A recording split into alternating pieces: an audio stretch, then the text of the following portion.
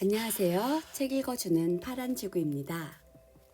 드디어 네빌 고다드의 리히트 책을 읽고 있는데 마지막 챕터가 되겠습니다. 안녕하세요. 책 읽어주는 파란지구입니다. 네빌 고다드의 리히트 책을 지금 계속 연재해서 읽고 있는데요.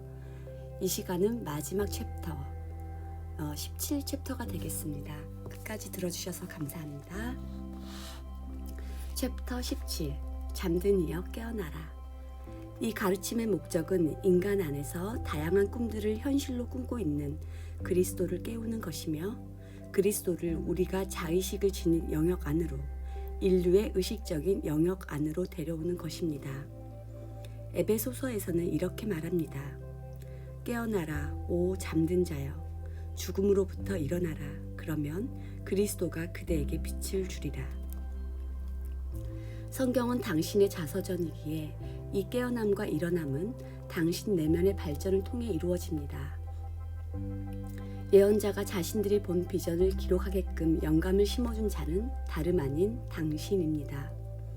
그리고 그들이 말한 예언을 1인칭의 현재형으로 실현하게 될 사람도 다름 아닌 당신입니다. 성경을 읽을 때 완전히 몰입하십시오. 성경에 담긴 의미를 탐구하십시오. 그러면 삶의 여정 속에서 당신의 이해력은 점점 더 깊어질 것입니다. 성경은 자아의 발전에 대해 가르치십니다. 사람들을 이끌어줄 바깥 세상의 누군가를 기대하지 말고 시선을 내면으로 돌려 자신만을 보십시오. 누군가가 당신이 할 수 있는 일을 대신 해주겠다고 제안한다면 거절하십시오. 그리고 시선을 내면에 있는 하느님의 창조력이자 당신의 생명이자 당신의 세상에 비친 그리스도에게 돌리십시오. 당신이 생각을 바꿀 때 그리스도는 당신의 세상을 변화시킬 것입니다. 성서에서 말하는 땅은 인간의 마음을 말합니다. 하늘나라의 왕국이라는 이상이 심어진 곳이 바로 이 마음의 땅입니다. 잠들어 있는 동안 그릇된 믿음들이 스멀스멀 기어 올라옵니다. 잡초라 불리는 것들이 밀과 함께 자라 수확될 때 섞여 들어옵니다. 당신은 선별적인 사람이 되어 자신의 마음이 아닌 다른 것에 창조력이 있다는 믿음의 잡초를 모두 뽑아야만 합니다.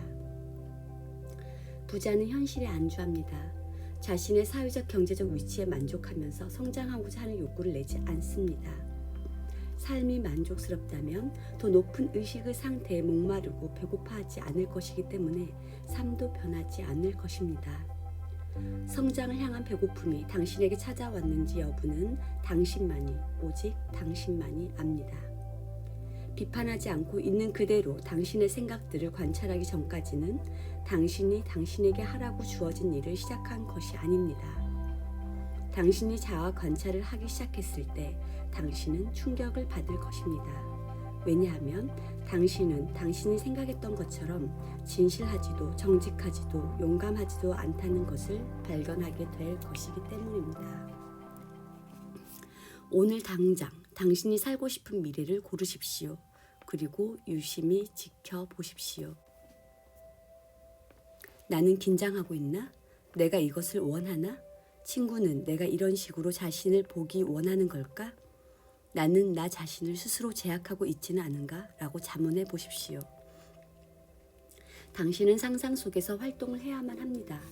왜냐하면 상상력이 잠들어 옳지 않은 것들이 왕좌를 차지하고 있는 동안에는 상상력이 수동적인 상태이기 때문입니다. 생각들을 유심히 지켜보십시오. 당신의 왕좌를 당당히 요구하고 상상력이 당신 세상을 다스리게끔 의식적으로 만드십시오. 짐승들이 먹이를 먹는 여물통으로 상징된 격렬함 속에서 태어난 아이는 지혜와 힘 속에서 점점 자랐고 이로써 외부 인간은 점점 힘을 잃어 수동적인 상태가 되었습니다. 당신의 외부 인간을 수동적인 상태에 놓기 위해서는 당신의 생각들을 주의 깊게 경계해야만 합니다. 오직 그때만이 세상에 있으면서 세상의 일부가 되지 않는다는 의미를 알게 될 것입니다. 이 가르침의 목적은 인간 안에서 다양한 꿈들을 현실로 꾸고 있는 그리스도를 깨우는 것이며 그리스도를 우리가 자의식을 지닌 영역 안으로, 다시 말해 인간의 의식적인 영역 안으로 데려오는 것입니다. 당신이 당신의 참 자아를 인식하게 된다면 더 이상 잠들어 있는 사람들을 비난하지 않을 것입니다. 그들은 그저 자신들이 무슨 일을 하고 있는지 모르는 기계이자 자동 로봇일 뿐입니다. 당신의 소망은 내면에만 존재하는 형체도 없는 것이 아니라 단단한 실체입니다. 당신 내면의 소망에 단단한 현실의 옷을 입혀서 당신 안에 그리스도를 깨우십시오. 당신이 이 일을 하는 날, 그것은 당신 세상에서 현실이 될 것이라고 약속합니다. 스스로에게 매우 정직한 목표를 설정하십시오. 그것의 특징들을 자신 안에서 만드십시오. 할 수 있는 한 자신을 관찰하고 자신에게 솔직해지십시오. 예전에는 부정적인 상태로 흘러갔던 에너지들이 이제는 더 거대한 소망의 상태들을 향해 흘러가는 것을 보십시오. 어쩌면 당신이 바라는 것은 그저 남들 위해 군림하는 교사가 아닌 내면에서 깨어났던 자신의 경험을 다른 이들과 공유하기 위해 가르치는 것일 수도 있습니다. 이 깨어남은 당신이 분리됨을 느낄 때 시작됩니다. 분리됨이란 자신의 물질적인 존재와 모든 것이 가능한 영적인 존재로 나누는 것을 말합니다. 당신 내면의 상태에 현실이라는 옷을 입히는 것도 바로 이 영적인 존재로서의 당신입니다. 나에 대한 느낌을 바꾸는 것을 통해 당신은 당신의 생명을 내면으로 향하게 해서 현재라는 감옥에서 탈출할 수 있습니다. 문제가 해결된 관점에서 생각하는 것을 통해 당신은 문제의 상태로부터 그것이 해결된 상태로 옮겨갈 수 있습니다. 이러한 태도의 변화를 팔복이라고 합니다. 다른 말로 하면 당신이 이미 원하는 존재라고 받아들여 원하는 존재가 된 것입니다. 당신이 원하는 것이 무엇인지 안다면 감각들이 말하는 것으로부터 당신의 나를 뽑아 소망하는 곳에 두십시오. 이렇게 자신에게 의식적으로 새로운 자아관념을 입히십시오. 사실로 받아들인 행위를 통해 하나의 상태에서 또 다른 상태로 여정을 떠납니다. 내가 들어 올려진다면 나는 모든 사람을 내게 끌어온다. 자신을 새로운 상태 안으로 들려 올렸다면 그곳에 머무십시오. 감각들이 말해주는 증거들의 세상으로 다시 내려오지 말고 새로운 세상이 견고해질 때까지 소망 안에 머무십시오. 나에 대한 느낌이 조금이라도 바뀐다면 외부 세상에도 변화가 찾아옵니다. 따라서 과거의 낡은 믿음에 매일같이 죽음을 맞이하게 하는 것을 배워야만 합니다. 나를 위해 자신들의 생명을 잃는 자는 그것을 찾을 것이다. 이 말은 지금 동의하고 있는 것들을 떠나보내라는 뜻입니다. 그것들을 떠나보낸다면 자신의 나가 더 높은 존재의 상태에서 새로운 옷을 두르고 그로 인해 당신의 세상에 새로운 모습을 나타내고 있는 것을 보게 될 것입니다. 당신이 새로운 방향에 들어서게 되면 그 여정은 마음에서 만들어집니다. 육신의 여정은 내면을 따라가기에 먼저 내면에서 그 여정이 만들어져야만 합니다. 당신이 정신적으로 어떤 사람이었는지가 당신이 어디에 있는지를 결정합니다. 깨달음을 얻는 존재는 가장 높은 곳에 살고 있고 완벽하게 통제된 인간의 상상력이 예수 그리스도로 인격화된 것입니다. 당신이 격정적으로 반응한다면 당신은 잠든 것입니다. 삶에 대한 행동과 반응을 관찰함으로써 영적인 자아를 깨우십시오. 그러면 복수하고자 하는 충동이 사라질 것입니다. 이곳에서 무슨 일이 일어났는지 중요하지 않습니다. 다만 당신이 그것에 어떻게 반응했는지가 중요합니다. 당신이 어떻게 반응했는지가 당신이란 존재를 규정합니다. 그것들은 당신이 어디에 있는지를 말해주며 삶의 세세한 부분까지 끌어당깁니다. 성경은 윤회에 대해 가르치지 않습니다. 성경이 가르치는 가장 핵심 내용은 의식이 보다 높은 곳에서 계속 부활하는 것입니다. 당신은 물만으로 태어나선 안 되고 물과 영으로 태어나야만 합니다. 인간이 영으로 태어나지 않으면 하늘나라 왕국이라 불리는 높은 곳으로 들어갈 수 없습니다. 지금의 일련의 강의들은 당신이 자신에 대해 어떤 작업을 착수해야 하는지에 대해 알려주고 있습니다. 잘 실천했다면 마음에서 특정한 오류들은 씻겨나가게 되고 당신은 세례받아 물로 태어나게 됩니다. 하지만 이 진리가 삶에 적용되지 않는다면 영으로 태어난 것은 아닙니다. 마리아란 단어는 물을 뜻합니다. 당신 안의 아이인 그리스도는 물과 성령으로 태어납니다. 외부 인간은 그 가르침을 받을 수 없습니다. 외부 인간은 문자 그대로 받아들이기 때문에 오직 돌만 받아들이게 됩니다. 하지만 올바른 사람은 자신이 이미 되고자 하는 사람이라고 인식합니다. 반면 어리석은 자는 자신의 욕망을 자신의 것이라고 주장하지 못해 자신에게서 도둑질을 하는 중입니다. 당신이 타인을 볼 때 그가 되고자 하는 모습에 못 미치게 보고 있다면 그에게서 그의 소망이 표현되는 데 필요한 상태를 강탈하는 것입니다.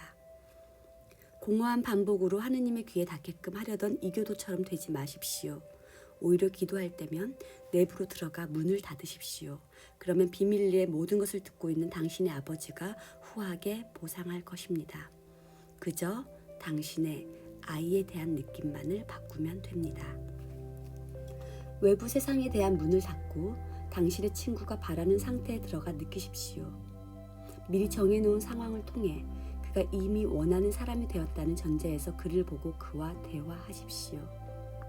이성과 논리의 문을 닫고 당신이 비밀리에 이미 듣고 보았던 것들이 후하게 보상받을 것이라는 믿음을 지니고 걸어 나가십시오.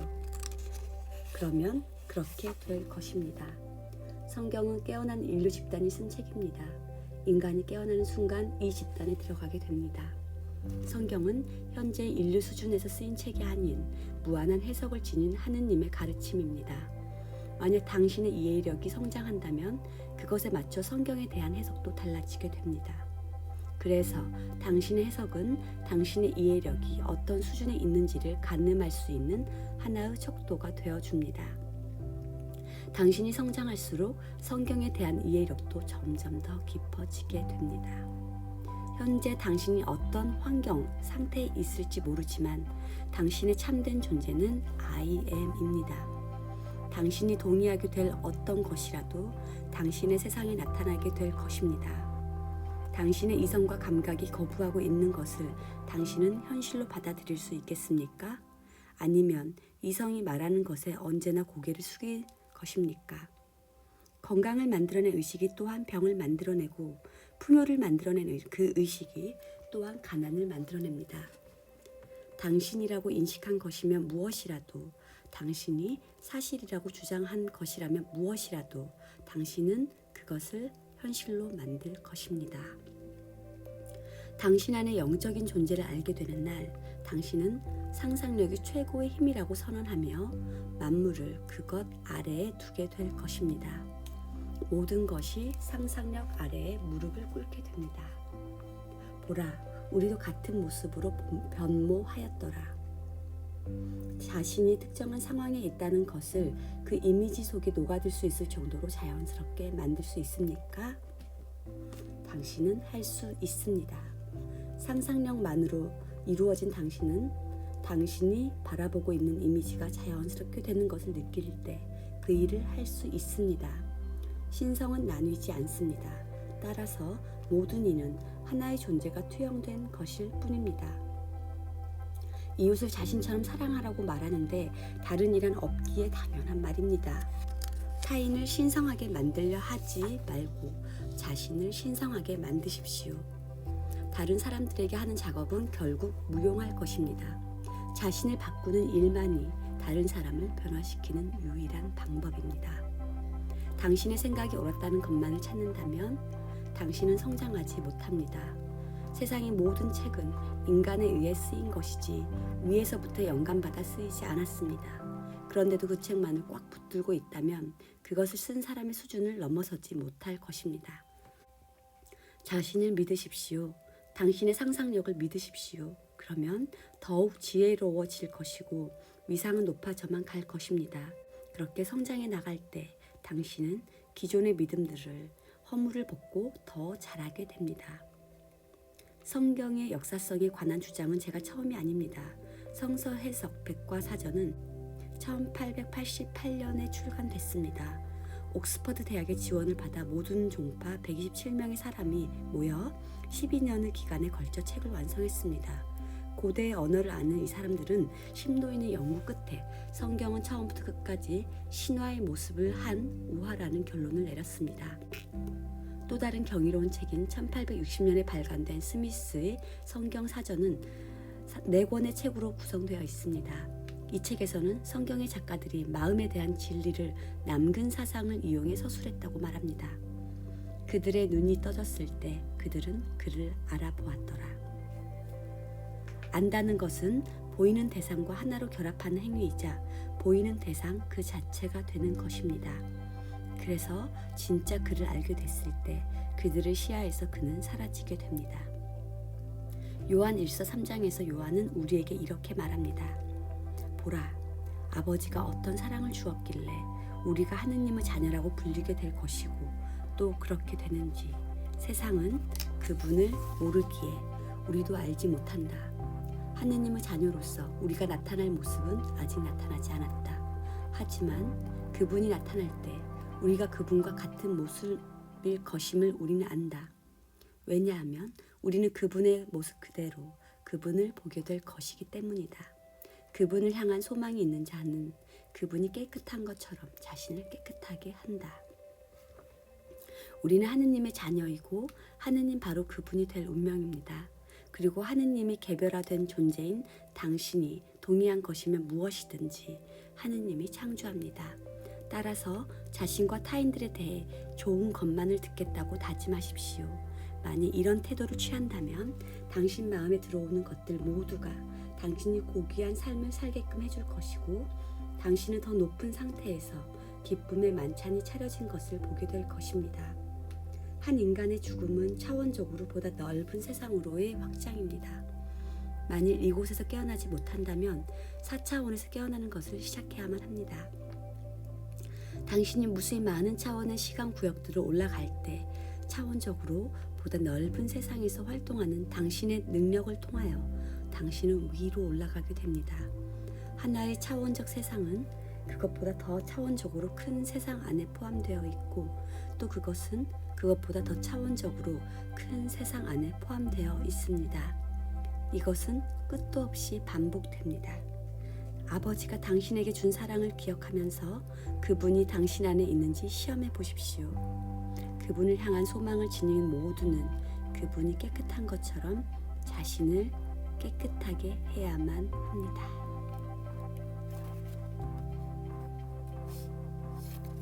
이것으로 네빌 고다드의 리액트 책 연재를 마칩니다. 매 차시를 꼭 연결해서 들어야 하는 것은 아니고요. 각 차시마다 주옥 같은 내용들이 있기 때문에 꼭 그 보석을 발견하시기를 바랍니다. 지금까지 들어주셔서 감사합니다. 사랑합니다. 또 다른 책으로 만나 봬요.